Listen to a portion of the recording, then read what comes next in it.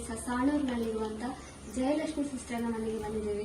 ಇವತ್ತು ಸರಾಕೆರ್ನ ಎಲ್ಲ ಥೆರಪಿಗಳನ್ನ ಮನೆಯಲ್ಲೇ ಮಾಡ್ತಾ ಇದ್ದಾರೆ. ಅವ್ರು ಕೇಳ್ತಾ ಬರುವ ಈ ಒಂದು ಥೆರಪಿಯನ್ನು ಯಾಕೋಸ್ಕರ ಹಾಕಿಸ್ಕೊಂಡಿದ್ದಾರೆ ಮನೆಯಲ್ಲಿ, ಹಾಗೆಯೇ ಈ ಒಂದು ಥೆರಪಿಯನ್ನು ತಗೊಳ್ಳಿಕ್ಕೋಸ್ಕರ ಮೇಡಮ್ನವ್ರು ಯಾರಾದ್ರೂ ಫೋರ್ಸ್ ಮಾಡಿದಾರ ಅಥವಾ ಈ ಥೆರಪಿಯನ್ನು ಯಾಕೋಸ್ಕರ ಅವ್ರು ತಗೊಂಡಿದ್ದಾರೆ ಅಂತ ಕೇಳ್ತಾ ಬರುವ.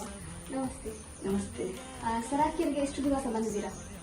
ನಾನು ಜೂನ್ 6ರಿಂದ ಇಷ್ಟ ತನಕ 1.5 ತಿಂಗಳು ಕಂಟಿನ್ಯೂ ಬಂದಿದ್ದೀನಿ. ಒಟ್ಟಾಗಿ 1 ತಿಂಗಳು ಬಂದಿದ್ದೀರಾ? 1 ತಿಂಗಳಲ್ಲ, ರಜೆ ಹಾಕಿದ್ದೀರಾ? ರಜೆ ಹಾಕದೆ 40 ದಿನ ಬಂದಿದ್ದೇನೆ. 1 ದಿನ ರಜೆ ಹಾಕದೆ 40 ದಿವಸ ರಜೆ ಹಾಕದೆ ಬಂದಿದ್ದೇನೆ. ಯಾವ ಯಾವ ಪ್ರಾಬ್ಲಮ್ಗೋಸ್ಕರ ಬಂದಿದ್ದೀರಿ? ನಮ್ಗೆ 25 ವರ್ಷದ ಮೊದಲು ರುಮೈಟೈಡ್ ಆರ್ಥರೈಟಿಸ್ ಅಂತ ಒಂದು ಪ್ರಾಬ್ಲಮ್ ಇತ್ತು. ಜಾಯಿಂಟ್ ಪೇನ್, ದೇಹದಲ್ಲಿ ಎಷ್ಟು ಜಾಯಿಂಟ್ ಉಂಟು ಎಲ್ಲ ನೋವು, ಅದು ಹೇಳಲಿಕ್ಕೆ ಆಗುದಿಲ್ಲ, ಅಷ್ಟು ನೋವಿತ್ತು.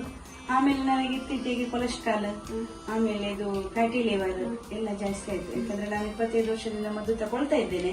ಮತ್ತೆ ತಿಂದು ಬೇಜಾರಾಯ್ತು, ಸಾಯಿಲೆ ಅಂತೇಳಿ 1-2 ವರ್ಷ ಮದ್ದು ನಿಲ್ಲಿಸಿದೆ, ಇಷ್ಟು ತಿನ್ನುವುದಂತ ಹೇಳಿ. ಆಮೇಲೆ ನನಗೆ ಕೊಲೆಸ್ಟ್ರಾಲ್, ಫ್ಯಾಟಿ ಲಿವರ್ ಎಲ್ಲ ಬಾಡಿ ಹೆವಿ ಆಯ್ತು. ಎಲ್ಲರೂ ಹೇಳ್ತಿದ್ರು ಕಾರ್ಕಳದಲ್ಲಿ ಸರಕೇರಿದೆ, ನೀವು ಹೋಗಿ ಹೋಗಿ ಅಂತೇಳಿ. ಆದ್ರೆ ನನ್ನ ಈ ಮನೆಯ ವಾತಾವರಣ, ನನ್ನ ಕೆಲಸ, ಯಾಕಂದ್ರೆ ದನಗಳುಂಟು, ತೋಟ ಉಂಟು, ಎಲ್ಲ ಒಬ್ಳಿಂದಲೇ ಆಗ್ಬೇಕು, ಯಜಮಾನ್ರು ಹೊರಗೆ ಹೋಗ್ತಾರೆ. ಹಾಗಾಗಿ ನನಗೆ ಒತ್ತಡದಿಂದ ನನಗೆ ಅಲ್ಲಿ ಬರ್ಲಿಕ್ಕಾಗ್ಲಿಲ್ಲ. ಕೇಳ್ತಾರೆ ಯಾಕೆ ಮನೆಗೆ ಹಾಕಿಸ್ಕೊಂಡ್ರಿ, ಸಾಣಿಗೆಲ್ಲ ಬರ್ಬೋದು ಕಾರ್ಕಳಕ್ಕೆ, ಆದ್ರೆ ಯಾಕೋಸ್ಕರ ಹಾಕಿದೀರಾ ಅಂತ ಕೇಳ್ತಾರೆ. ಯಾಕೋಸ್ಕರ ಅಂದ್ರೆ ನನ್ನ ಗಂಡನಿಗೂ ವೆರಿಕೋಸ್ ಪ್ರಾಬ್ಲಮ್ ಉಂಟು. ನಾನು ಬಂದ್ಮೇಲೆ ನನಗೆ ಅಲ್ಲಿ ಏನಾದ್ರಲ್ಲಿ ಲಾಭ ಉಂಟಂತ ತಿಳ್ಕೊಂಡ್ಮೇಲೆ ನನ್ನ ಗಂಡನ ಕರ್ಕೊಂಡು ಬಂದೆ. ಬೆನಿಫಿಟ್ ಆದ್ಮೇಲೆ ಹಸ್ಬೆಂಡ್ ಅಂತ ಬಂದೆ. ಅವ್ರು ಸಹ ಒಂದು 10-20 ದಿನ ಡೈಲಿ ಬಂದ್ರು. ಯಾಕಂದ್ರೆ ನಮ್ಗೆ ಸ್ವಲ್ಪ ಹಣಕಾಸಿನ ಸ್ವಲ್ಪ ತೊಂದರೆ ಉಂಟು. ಹಾಗಾಗಿ ದುಡಿಯೋದಿಲ್ಲದ್ರೆ ನಮ್ಗೆ ಸಾಧ್ಯ ಇಲ್ಲ. ಯಾಕಂದ್ರೆ ಅಲ್ಲಿ ಬರ್ಬೋದು ಡೈಲಿ, ಮಧ್ಯಾಹ್ನ ಬಂದು ಸಂಜೆ ತನಕ 4-5 ಗಂಟೆ ಟೈಮ್ ವೇಸ್ಟ್ ಆಗುವಾಗ ನಮ್ಮ ಆರ್ಥಿಕ ಪರಿಸ್ಥಿತಿಗೆ ತೊಂದರೆ ಬೀಳ್ತದೆ. ಆರ್ಥಿಕ ಪರಿಸ್ಥಿತಿಗೆ ತೊಂದರೆ ಮನೆಯಲ್ಲಿ ಅಂದ್ರೆ ನಾನು ಗೇರು ಬೀಜ ತರ್ತೇನೆ, ಮನೆಯಲ್ಲೇ ಕೂತು ಮಾಡುದು.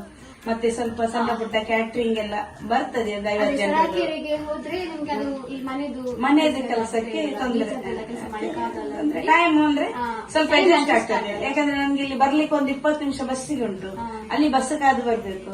ಅಲ್ಲಿಗೆ ನಾವು ಬಂದಾಗ ಅಲ್ಲಿ ಜನ ಇದ್ರೆ ನಾವು ಅಲ್ಲಿ ಕಾಯ್ಲೇಬೇಕಾಗ್ತದೆ, ಅದು ಅನಿವಾರ್ಯ ಎಲ್ರಿಗೆ, ಒಬ್ಬೊಬ್ಬರಿಗೆ ಅಂತ. ಮನೆಗೆ ಹಾಕಿಸಿಕೊಂಡ್ರೆ ನಮ್ಗೆ ಪುರ್ಸೊತ್ತಿದ್ದಾಗ ಮಾಡ್ಬೋದು. ಮತ್ತೆ ನನ್ನ ಮನೆಯಲ್ಲಿ ಮಾಡಬಹುದು, ಯೂಸ್ ಮಾಡಬಹುದು. ಬೆಲ್ಟ್ ಅಂದ್ರೆ ಕೆಲಸ ಮಾಡಬಹುದು. ನನ್ಗೆ ಒಂದೊಂದ್ಸಲ ಗಂಟು ನೋವು ಬರ್ಲಿಕ್ಕೆ ಆಗ್ತದೆ. ಮತ್ತೆ ಇದು ಕೆಲಸ ಮಾಡುವಾಗ ಯೂಸ್ ಮಾಡಬಹುದು. ಮತ್ತೆ ನಾನಲ್ಲಿ ಸರಕಾರಿಗೆ ಬಂದಾಗ ಪ್ರತಿಯೊಂದು ಕ್ಲಾಸ್ ಅನ್ನು ಅಟೆಂಡ್ ಮಾಡ್ತಿದ್ದೆ. ಆ ಕ್ಲಾಸ್ ಅಲ್ಲೆಲ್ಲ ಮೇಡಮ್ ನವರು ಒಳ್ಳೆ ಟೀಚ್ ಕೊಡ್ತಿದ್ರು. ಮತ್ತೆ ಯೂಟ್ಯೂಬ್ ಅಲ್ಲೆಲ್ಲ ಹಾಕ್ತಿದ್ರು, ಟಿವಿಯಲ್ಲೆಲ್ಲ ಇಂಥವ್ರು ಹೀಗೆ ತಗೊಂಡಿದ್ದಾರೆ, ಹೀಗೆ ಯೂಸ್ ಆಗಿದೆ. ಆಗ ನಿಜವಾಗಿ ನನ್ಗೆ ತುಂಬಾ ಹಣಕಾಸಿನ ತೊಂದರೆ ಇತ್ತು. ನಾನು ಇದೊಂದು ಬೆಲ್ಟ್ ಒಂದು ತಕೊಳ್ಳುವಂತ ಒಂದು ಬೆಲ್ಟಿಗೆ ಅಂತ ಹೇಳಿ ಒಂದು ಬುಕ್ ಮಾಡಿದೆ, ಏನಾದ್ರೂ ಮಾಡುವ ಅಂತ ಹೇಳಿ. ಆಮೇಲೆ ನನ್ನ ಗಂಡನಿಗೆ ನರವೆರಿಕೋಸಿಸ್ ಪ್ರಾಬ್ಲಮ್ ಸ್ವಲ್ಪ ಕ್ಲಿಯರ್ ಆದದ್ದು ನೋಡುವಾಗ ಇದೊಂದು ಫುಡ್ ತಕೊಳ್ಳುವಂತ ಆಯ್ತು. ಆಮೇಲೆ ನನ್ನ ಮಗಳಿಗೊಂದು ಮಂತ್ಲಿ ಹೊಟ್ಟೆ ನೋವು ಉಂಟು. ಆಗ ಮ್ಯಾಮ್ ಹತ್ರ ನಾನು ಕೇಳಿದೆ, ಅಲ್ಲಿ ಮ್ಯಾನೇಜರ್ ಹತ್ರ. ಅದಕ್ಕೆ ಅವರು ಹೇಳಿದ್ರು, ನೀವು ಸಹ ಹೇಳಿದ್ರಿ ಬಾಲ್ ಎಲ್ಲ ಇಟ್ಟರೆ ಕಡಿಮೆ ಆಗ್ತದೆ ಅಂತ ಹೇಳಿದ್ರು. ಅಷ್ಟೊತ್ತಿಗೆ ಎಲ್ಲ ಆಗುವಾಗ ಏನೋ ಒಂದು ಮನಸ್ಸಿಗೆ ಅಂತ 1 ರೂಪಾಯಿ ಕೈಯಲ್ಲಿ ಹಣ ಇಲ್ಲ, ಆದ್ರೂ ಇದು ಬರ್ಬೇಕು ನನ್ನ ಮನೆಗೆ, ಯೂಸ್ ಇದೆ, ಇದ್ರಿಂದ ನನಗೊಂದು 4 ಕಾಸು ಈಗ ಖರ್ಚಾದ್ರು ಮತ್ತೆ ಉಳಿಸ್ಕೊಳ್ಬಹುದು ಅನ್ನುವ ಒಂದು ಯೂಸ್ ಮಾಡಬಹುದು, ದುಡ್ಡನ್ನು ಉಳಿತಾಯ ಮಾಡ್ಲಿಕ್ಕೆ ಆಗ್ತದೆ. ಆಗ ಇದು ನಮ್ಗೆ ಲಾಭ ಆಗ್ತದೆ, ಲಾಭದ ಬಜೆಟ್ ಆಗ್ತದೆ. ಇದು ಅದು ಉದ್ದೇಶದಿಂದ ಮತ್ತೆ ಇನ್ನೊಂದು ವಿಷಯ ಏನಂದ್ರೆ, ನಾನು ಪಟ್ಟ ಕಷ್ಟ, ನಾನು ಅನುಭವಿಸಿದ ನೋವು ನನ್ನ ಮಗಳು ತಿನ್ಬಾರ್ದು. ಯಾಕಂದ್ರೆ ಇಷ್ಟ ತನಕ ದೇವದಿಂದ ಹೆಲ್ತಿ ಇದ್ದಾಳೆ. ಮಂತ್ಲಿ ಪ್ರಾಬ್ಲಮ್, ಒಂದು ಹೊಟ್ಟೆ ನೋವು ಬಿಟ್ರೆ ಏನಿಲ್ಲ. ಆದ್ರೆ ಇನ್ನು ಮುಂದೆ ಅದು ಹೇಳಲಿಕ್ಕೆ ಆಗುದಿಲ್ಲ. ಹಾಗಾಗಿ ನಾವು ತಂದೆ ತಾಯಿ ಎಷ್ಟು ತನಕಂತ ಮಕ್ಕಳ ಜೊತೆ ಇರ್ತೇವೆ, ಇರ್ಲಿಕ್ಕೆ ಆಗುದಿಲ್ಲ. ಹಾಗಾಗಿ ಇಂಥದ್ದೆಲ್ಲ ಮಕ್ಕಳಿಗೊಂದು ನಾವು ತೋರಿಸಿಕೊಟ್ರೆ ಅವರ ಮನೆಯಲ್ಲೇ ಯೂಸ್ ಮಾಡ್ಕೊಂಡು ಅವರ ಆರೋಗ್ಯವನ್ನು ಅವ್ರು ಕಾಪಾಡಿಕೊಳ್ಬಹುದಲ್ಲ ಅಂತ ಹೇಳಿ. ಅವರಿಗೆ ಹೆಲ್ತ್ ಪ್ರಾಬ್ಲಮ್ ಬರುವಾಗ ಈ ಥೆರಪಿ ಮಾಡ್ತಾ ಬರ್ಬೋದು, ನೈಟ್ ಫುಲ್ ಆಗಿ ಯೂಸ್ ಮಾಡ್ಬೋದು. ಸರಕೆಗೆ ಮೇನ್ ಆಗಿ 30 ನಿಮಿಷ ಸಿಗ್ತದೆ, ಎಷ್ಟು ಹೊತ್ತು ಯೂಸ್ ಮಾಡ್ಬೋದು ಅಲ್ವಾ. ಈಗ ಮನೆಗೆ ಹಾಕಿದ್ರಿ ಅಲ್ವಾ, ತುಂಬಾ ಜನ ಹೇಳ್ತೇನೆ ನಿಮ್ಗೆ ಅದಕ್ಕಿಂತ ಮನೆಗೆ ಹಾಕ್ಬೋದಿತ್ತು ಹಣವನ್ನು, ಹಾಗೆಲ್ಲ ಚಿನ್ನ ತಗೊಳ್ಬಹುದು, ಮಗಳ ಮದುವೆಗೆ ಆಗ್ತದೆ ಹಾಗೆಲ್ಲ ಹೇಳ್ತಾರೆ. ನೀವೇನ್ ಹೇಳಿ ಇಷ್ಟಪಟ್ರಿ? ಈ ಹಣ 1 ಲಕ್ಷ ತನಕ ಇದಕ್ಕೆ ಚಿನ್ನ, ದುಡ್ಡು ಬ್ಯಾಂಕಲ್ಲಿ ಇಡ್ಬೋದು, ಅಟ್ಟಿ ಹಾಕಿ ಇಡ್ಬೋದು, ತಿನ್ಲಿಕ್ಕೆ ಆಗ್ತದೆ ಇಲ್ಲ. ಚಿನ್ನ ಒಂದ್ಸಲ ಮಾಡಿ ಮೇಗೆ ಹಾಕ್ಬೋದು, ಆರೋಗ್ಯ ಸರಿ ಇದ್ರೆ ಹಾಕೊಂಡು ಓಡಾಡ್ಲಿಕ್ಕೆ ಆಗ್ತದೆ.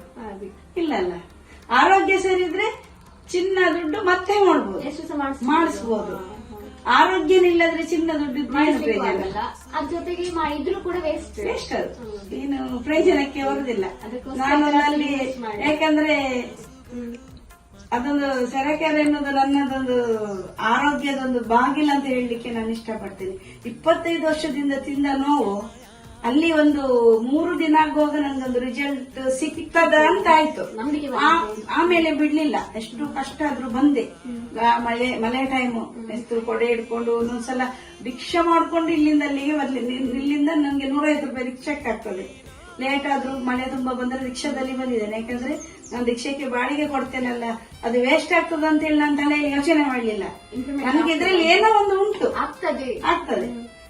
ಓಕೆ, ಇವಾಗ ಈ ಥೆರಪಿ ಎಲ್ಲ ಮನೆಗೆ ಹಾಕಿಸ್ಕೊಂಡಿದ್ದೀರಾ, ಅಲ್ಲಿಗೆ ಬರ್ಲಿಕ್ಕೆ ದೂರ ಆಗ್ತಾ ಇತ್ತು, ಟೈಮಿಂಗ್ ಅಡ್ಜಸ್ಟ್ ಆಗ್ತಾ ಇಲ್ಲ, ಬಂದ್ರೂ ಕೂಡ ನಿಮ್ ಮನೆ ಕೆಲಸಗಳು ಆಗ್ತಾ ಇರ್ಲಿಲ್ಲ, ಬೀಜದೆಲ್ಲ ವರ್ಕ್ ಮಾಡ್ತಿದ್ದ ಮನೆಯಲ್ಲಿ ಅದು ಆಗ್ತಾ ಇರ್ಲಿಲ್ಲ. ಇವಾಗ ಮನೆಯಲ್ಲಿ ಯಾವಾಗ ಬೇಕಾದ್ರೂ ಯೂಸ್ ಮಾಡಬಹುದು, ಹೇಗಾಗ್ತದೆ? ಬರೋರಿಗೆ ಬರೋರಿಗೆ ಅಂದ್ರೆ ಎಲ್ರು ಸೆರೆಕೆರೆಗೆ ಬನ್ನಿ, ನಿಮ್ಮ ಆರೋಗ್ಯ ಖಂಡಿತ ನಿಮ್ಗೆ ಸಿಗ್ತದೆ. ಹೋದ ಆರೋಗ್ಯ ಖಂಡಿತ ಸಿಗ್ತದೆ ನಿಮಗೆ. ಮತ್ತೆ ಒಂದು ಆದಷ್ಟು ಸ್ಪೈನ್ ಹೆಲ್ಪ್ ಮಾಡಿ, ಯಾಕಂದ್ರೆ ನಮ್ಮಿಂದ ಒಂದು ಜೀವಕ್ಕೆ ಆರೋಗ್ಯ ಸಿಕ್ಕಿದ್ರೆ ಅವರದ್ದು ಆರೋಗ್ಯ ಒಳ್ಳೇದಾಗ್ತದೆ, ಅವರದೊಂದು ಆಶೀರ್ವಾದ ನಮ್ಗೆ ಸಿಗ್ತದೆ. ಯಾಕಂದ್ರೆ ನಾನು 1.5 ತಿಂಗಳಲ್ಲಿ 6 ಜನ ಸ್ಪೈನಿಗೆ ಹೆಲ್ಪ್ ಮಾಡಿದ್ದೇನೆ.